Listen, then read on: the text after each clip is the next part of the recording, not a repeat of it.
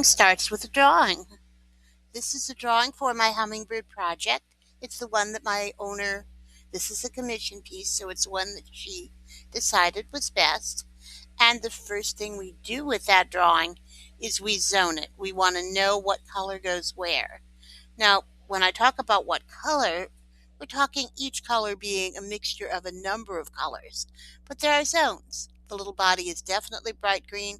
The wings are that soft, blurry gray, and she has a little red throat. So knowing that, we know which colors we're going to need to put where. And if we put that into the drawing, that kind of does clarify everything. We've started with an outline of this bird, and I'm going to fill him in for you, and you can watch. Okay, I have my gray thread in the bobbin, I have my black thread on top, I have my outline bird. What I would like to do is I want to feather her little feathers, and I'm deciding where I want to put the center of the set of feathers. And I don't think I want to put it exactly down the center. I think I want them to be centered a little bit closer to her front. So what I'm going to do, now this is that same angle I used when I was outlining, but now I'm just putting in her feathers, half of the feather, I guess. Anyway, I'm putting in her feathers. They are angled, so they're angled down. There's a little line separating out. And I'm going to accentuate that line as I progress on with lighter colors. And we'll fill in the other line. Now this is a very small space, so I don't have to go very far. I've got my starting spot to tie off. Then I'm going to do that same cool trick. I'm going to pull my piece aside, stitch back into it, pull that bottom thread up, nip it, and then I'll be able to tie it. And I'm going to show you what a pretty start we have on her feathers. There she is. You know that beautiful gray that hummingbirds are on their feathers? Their feathers on their bodies are really sleek and gorgeous and really bright, but the feathers on the wings are almost like a blur. So we're going to go look for some more different grays. I want a silver in there, and I may want a particular iridescent green that works really nicely for that. But as you can see, I have both my wings with their little bit of feathers on one side, and I'm about to put in the next color, which is that yummy mixed up lime and dark green. Now this is a strange color thread. It looks dark on the spool, but it's always lighter than it is. It usually looks like raindrops. So I'm going to try it here, and we're going to see what that does. Do you remember when I said we were going to progress through our colors? Here's what I mean. I have that green in the bobbin. What I have on the top is black, so that's going to look like nothing is different. But I'm going in with that green on the one side we stitched down, and then I'm going to go in with the other side. So I've got one side that has a darker edge than the other. Now that's going to make my feather look like it's three-dimensional, which is very fun to do.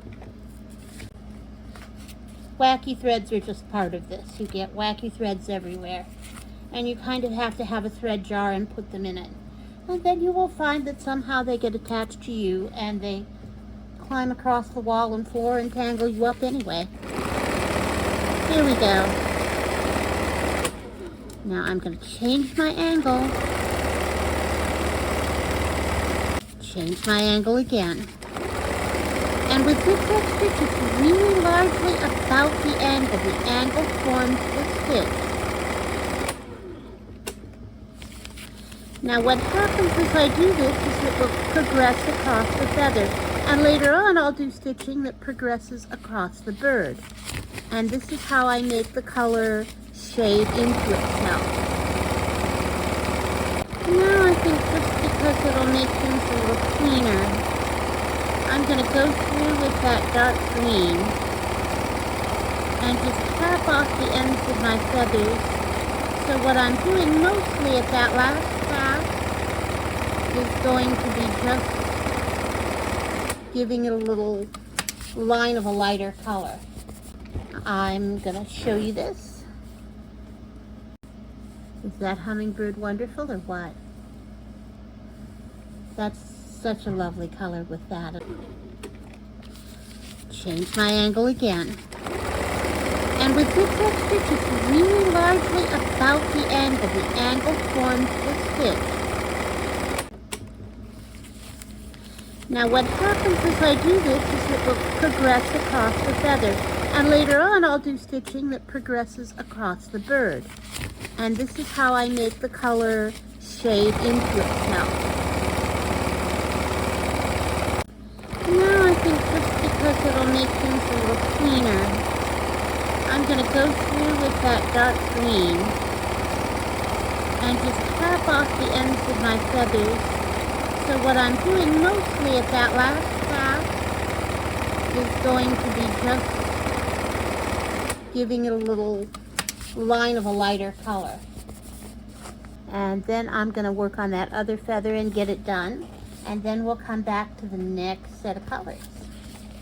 There we are. Is that hummingbird wonderful or what? That's such a lovely color with that. And I think the next color I have isn't quite right. I'm going to kind of do a little checking and seeing if I like something better. I wasn't expecting that to run out when it did, but that's all right. I've got the next lightest green, which is a nice Kelly color. Now the mixing of these colors is what gives it definition, shade, and a whole lot of things. And I can just run right along to this particular operation. I can run right along the edge of the last stitches. And then we're going to go on and fill into the next area.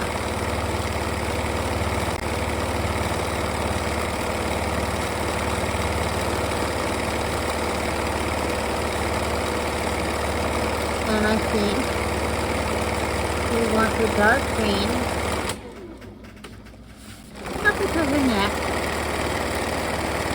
And then I want that little green to, but we're going to go into a lighter green really soon. We're going to start with that darker green, but the lighter green is where we're going to go.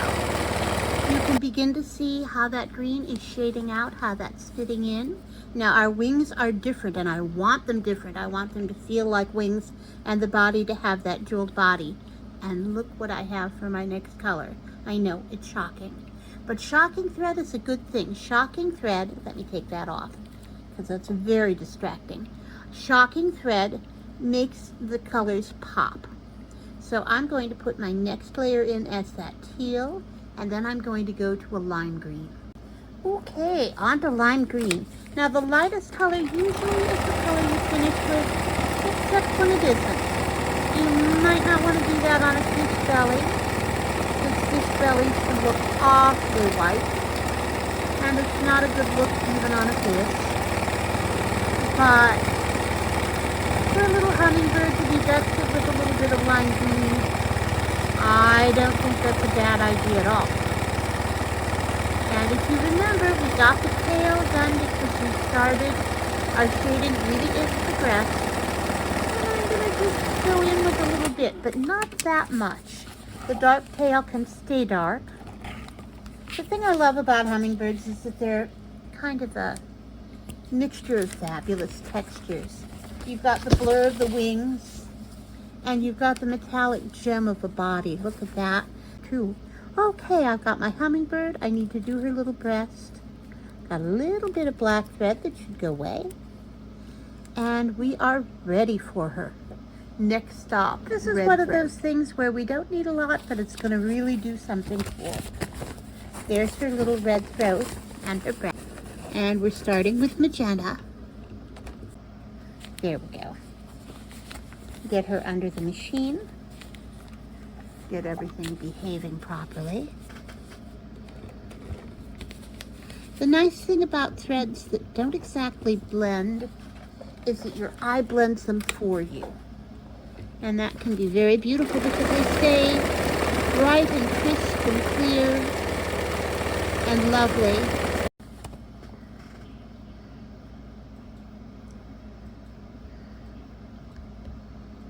Come on. The eye of a hummingbird is not a very big thing, but we want it to be a very shiny thing because wet eyes, all these Visine ads are right, wet eyes are happy eyes. And that shiny reflective thread makes them look wet. I'm going back to my black because that's the color I'm going to want for the outlining. Isn't she pretty? She's got the shiny black eye, lovely little ruby throat, green body, and then those blurry wings.